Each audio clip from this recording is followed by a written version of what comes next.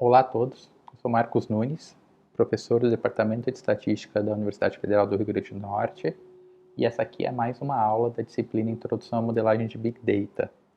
Na aula de hoje, a gente vai dar prosseguimento àquilo que a gente viu na última aula, a divisão dos nossos dados em conjuntos de treino e teste e a validação cruzada. Para isso, a gente vai utilizar um pacote do R chamado Tidy Models. Para saber mais sobre essa disciplina ou sobre mim, basta visitar os links introbigdata.org ou marcosnunes.me. Os links estão aqui na descrição do vídeo. Bom, por que a gente vai usar o pacote Tidy Models? Porque ele vai nos ajudar a organizar o nosso fluxo de trabalho. De modo geral, cada ferramenta que a gente vai ver daqui para frente nesse curso vai estar implementada em um pacote diferente. Então, um modelo como, por exemplo, regressão linear, ele está num pacote. Random Forest está em outro. K-vizinhos mais próximos é um terceiro. E assim por diante. Com o Tidy Models, a gente vai conseguir usar uma sintaxe que é muito similar para todas essas ferramentas, focando menos tempo em aprender como cada uma é utilizada e nos dedicando mais a interpretar os resultados obtidos. Então, o que o Tidy Models vai fazer é nos ajudar a uniformizar o nosso processo de análise para que a gente consiga ser mais eficiente naquilo que a gente está fazendo, para que a gente consiga gastar mais tempo analisando os resultados, que é o que é de fato importante, do que fazendo esses modelos rodarem. Mas então, o que é esse tal de Tidy Models? Ele não é um pacote em si. Assim como o Tidyverse, que vocês já conhecem, que é aquela coleção de pacotes como o dplyr, o ggplot2, o Tidy Models também vai ser essa coleção de pacote com aplicações específicas, só que voltado para a modelagem. Os dois pacotes, tanto o Tidyverse quanto o Tidy Models, partem dos mesmos princípios básicos para que a gente crie fluxos de trabalho que sejam consistentes. Então, de novo, eu vou reforçar aqui. O importante é que a gente tenha um fluxo de trabalho que é consistente para todos os modelos que a gente for ajustar os nossos dados. Os princípios Tidy, que os dois pacotes seguem, são os seguintes. A gente vai querer reutilizar estruturas de dados que já são existentes, então a gente não vai estar criando uma nova estrutura que seja diferente de um data frame, ou de um table, ou de um vetor. A gente vai utilizar essas estruturas de dados que já existem para poder realizar os nossos trabalhos. Os pacotes Tidy, eles usam funções simples que fazem coisas extremamente específicas, cada função faz um trabalho e apenas um, e que são combinadas utilizando pipe, que a gente vai encadeando essas funções umas nas outras para chegar em algo mais complexo no final. Eles adotam programação funcional, então as funções são partes importantes da nossa linguagem, nesse caso. As nossas aplicações vão utilizar muito mais funções do que uma linguagem de programação tradicional, como C ou Python, embora essas duas tenham uma pequena parte assim de programação funcional nelas. E a última característica é que o pacote Tidy Models ele é feito para humanos. Então as funções talvez não sejam as melhores em termos de desempenho computacional, mas elas têm nomes muito fáceis de lembrar. O nome da função indica claramente o que aquela função tem que fazer, e elas são feitas assim porque a gente sabe que o grande gargalo em programação é o tempo que o humano está usando para escrever o programa. Então, quanto mais simples for para alguém escrever o seu programa ou o seu script, mais rápido o trabalho vai ser realizado no final, porque a parte computacional ela pode ser escalada de maneira bem simples. Então, os principais pacotes disponíveis dentro do Tidy Models vão ser o RSample, que é o pacote que a gente vai usar para fazer as reamostragens dos nossos dados, então dividir em treino e teste, validação cruzada e tudo mais.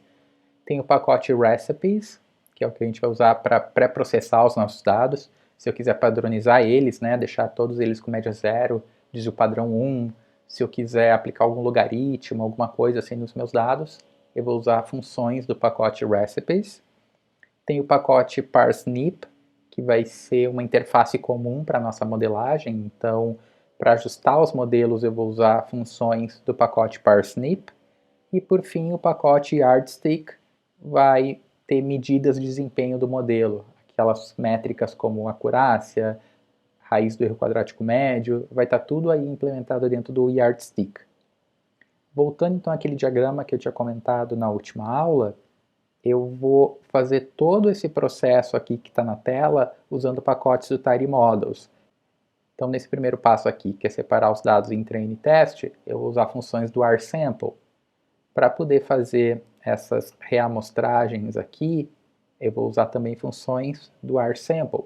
Caso eu precise aplicar transformações no meu conjunto de treino e teste, eu vou usar funções do pacote recipes. Para eu poder calcular essas análises e essas avaliações aqui no meio, para análise eu vou precisar ajustar o modelo, então vou usar funções do parsnip. Para avaliar o modelo, usar funções do Yardstick, e assim sucessivamente. Então todo esse procedimento aqui, ele vai ser criado baseado em funções desses 4 pacotes que eu falei. Como já deixei claro antes, há outros pacotes a serem utilizados, mas essa primeira análise que a gente vai ver aqui como realizar, nós vamos fazer com só esses 4 aí, sem problemas. Eu vou analisar alguns dados aqui com vocês, e eu vou fazer isso de 3 maneiras. A primeira delas eu estou chamando de aplicação tradicional. O que eu quero fazer é ajustar um modelo de regressão linear simples a um conjunto de dados. Então é importante que a gente entenda como ajustar um modelo de regressão simples com a aplicação tradicional, aquela que vocês já conhecem das outras disciplinas que vocês fizeram, para depois a gente trabalhar em cima desse modelo simples e expandindo ele com as outras funcionalidades que a gente vai ter que implementar para trabalhar com modelos mais complexos.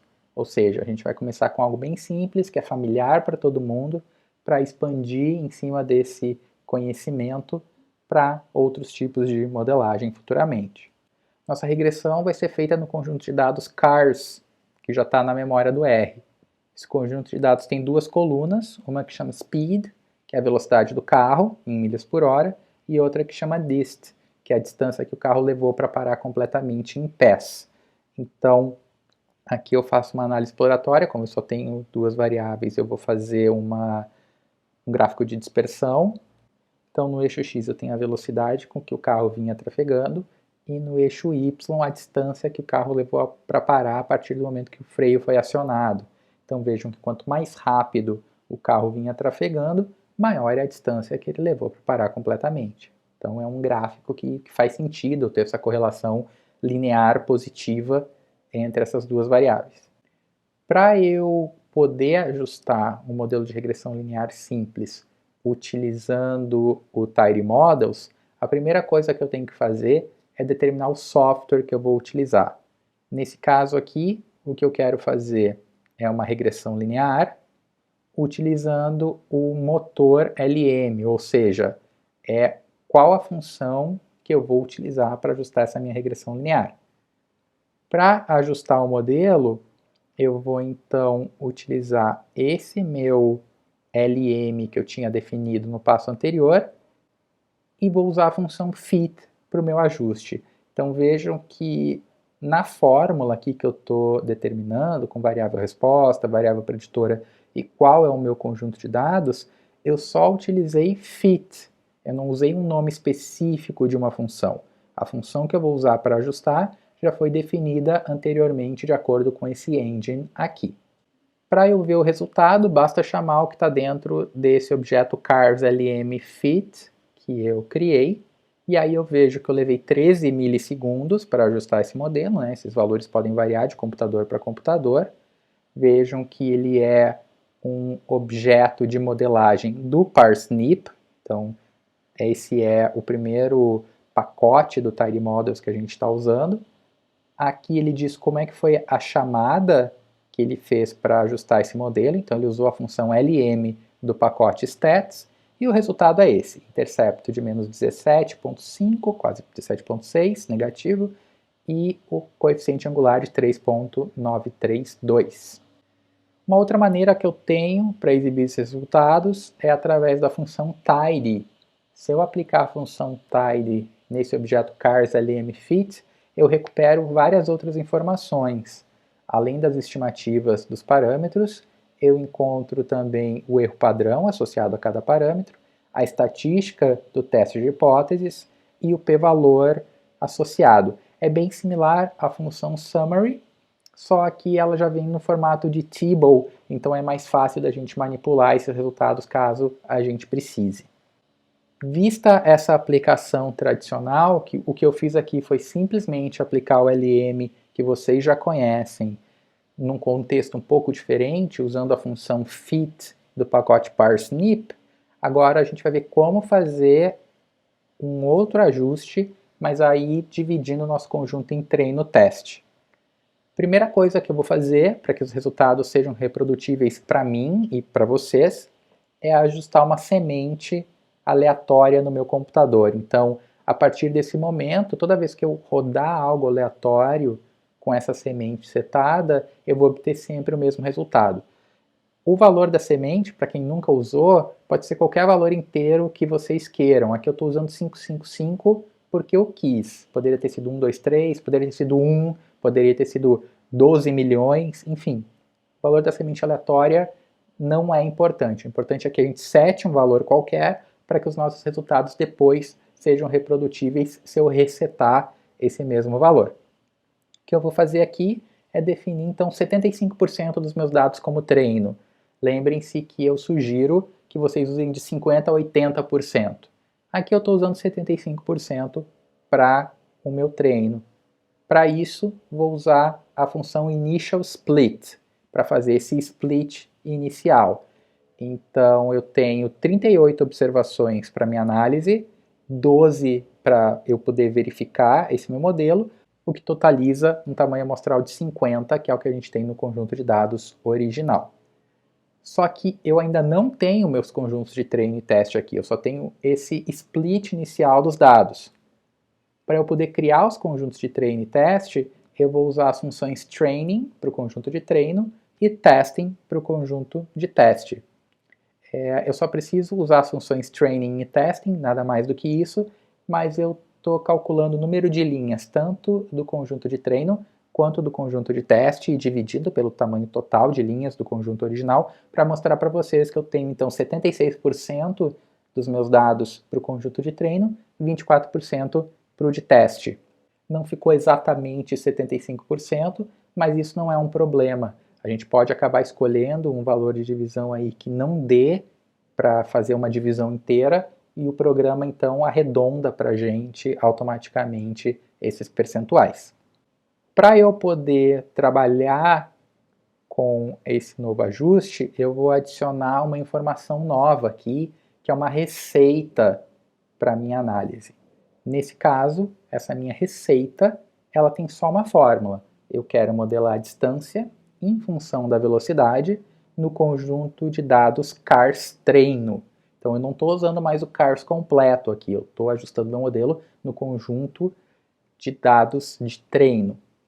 Dentro desse novo objeto que eu criei do cars hack, né, cars de recipe, de receita, ele prevê ali que eu tenho os seguintes inputs. Eu tenho uma variável de outcome, ou seja, uma variável resposta, e uma variável predictor, ou seja, uma variável preditora.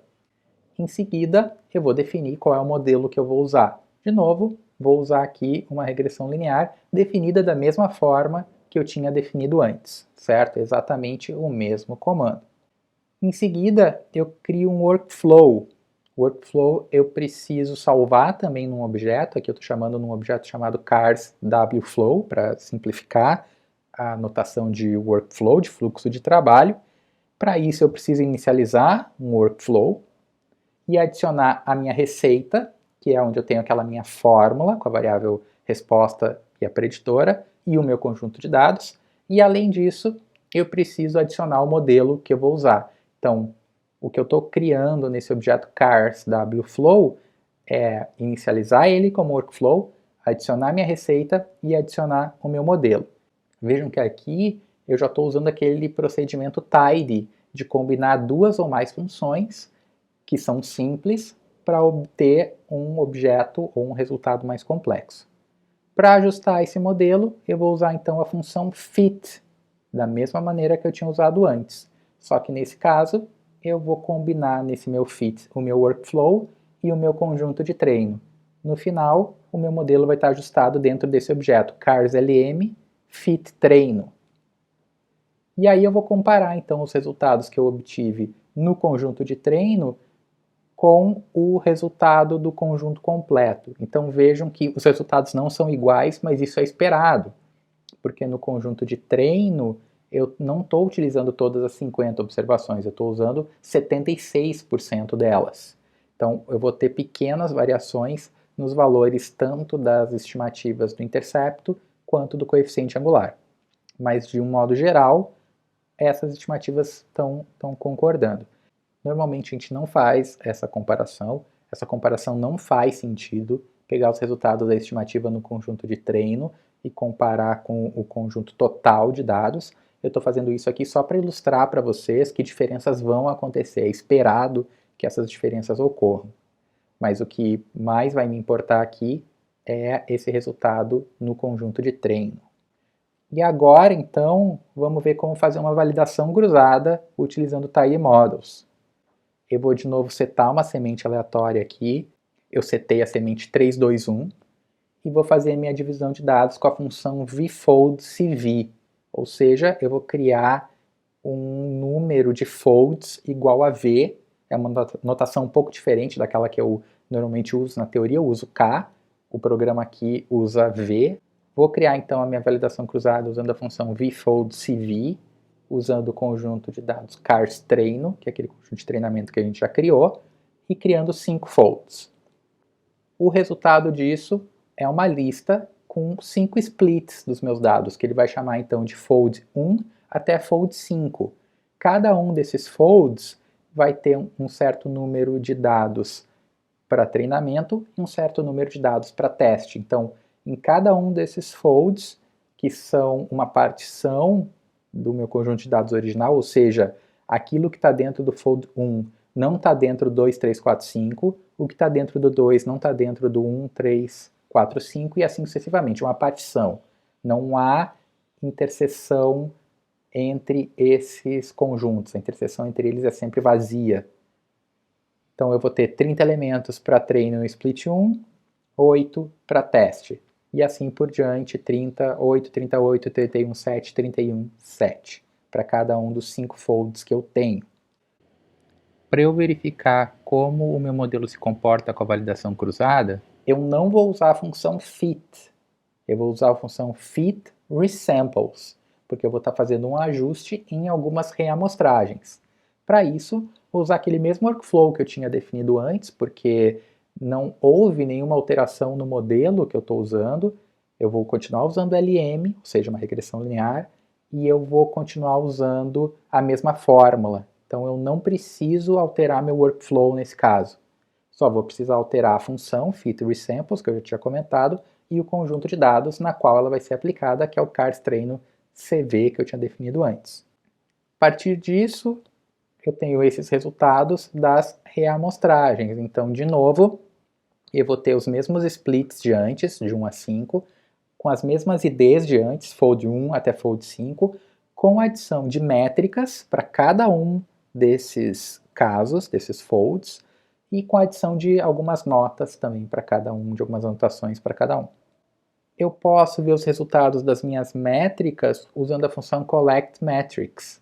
Então eu vejo aqui que eu tenho duas métricas principais, que é a raiz do erro quadrático médio, ou seja, o RMSE, e o RSQ, que é o R2, né, de R squared.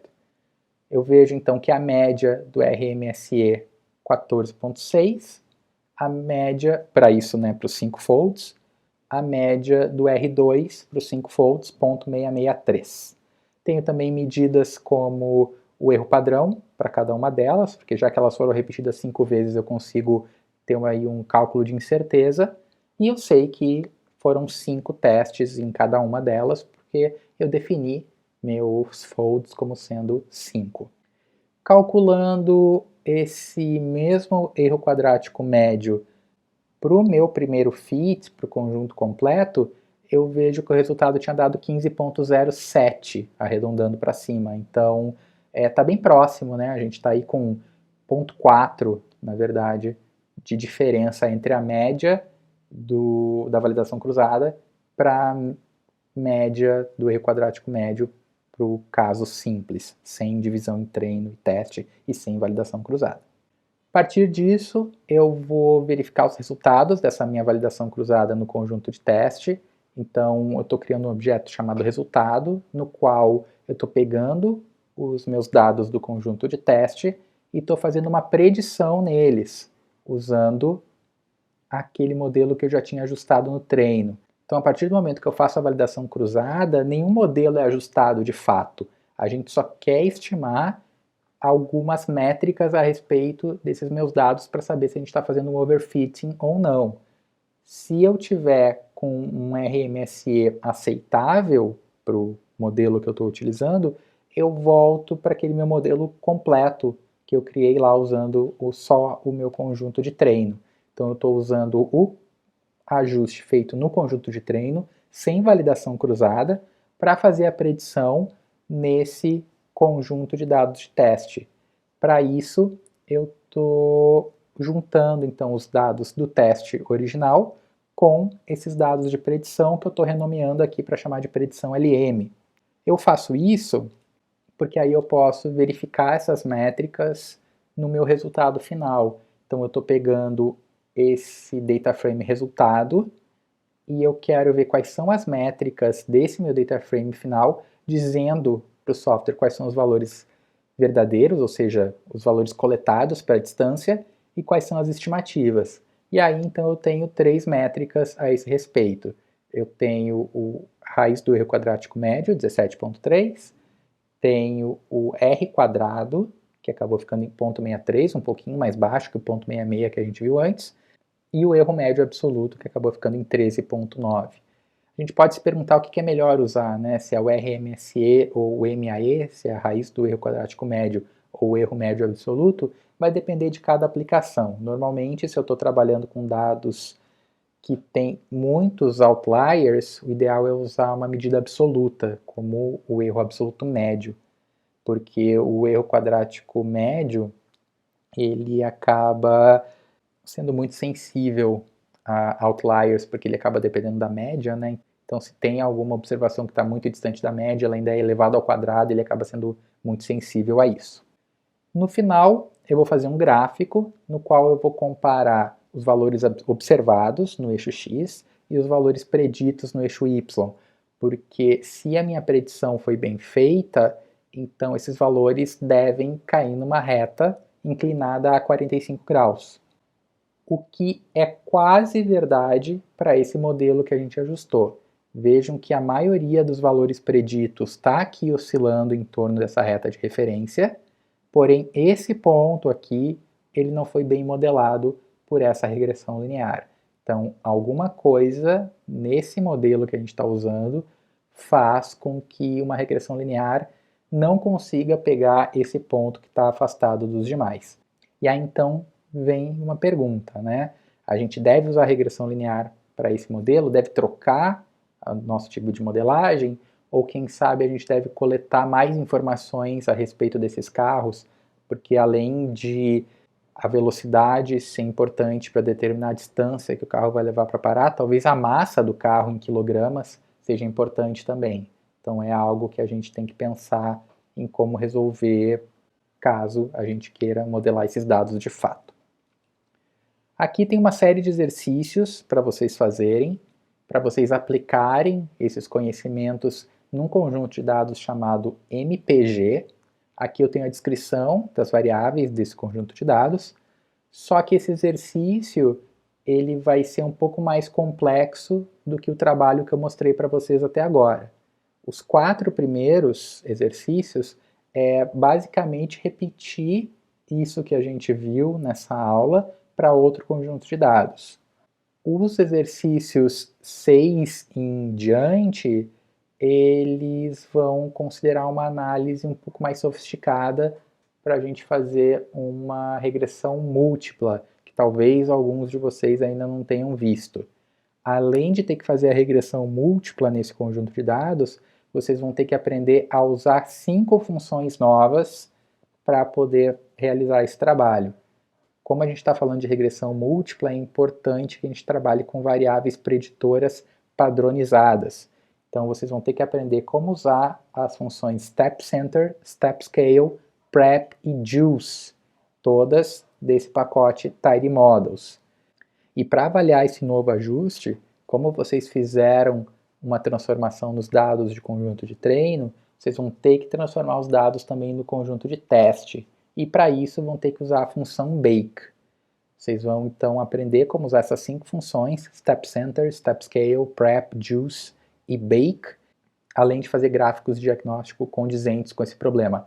Não estou falando dos gráficos de diagnóstico tradicionais da regressão linear, mas sim esse último gráfico que eu mostrei para vocês, comparando no eixo X os valores observados da variável resposta e no eixo Y os valores preditos pelos modelos. Ok? Era isso então que eu tinha para a aula de hoje. Na próxima aula a gente vai conhecer um modelo novo para ajustar os dados chamado K-vizinhos mais próximos. Até lá!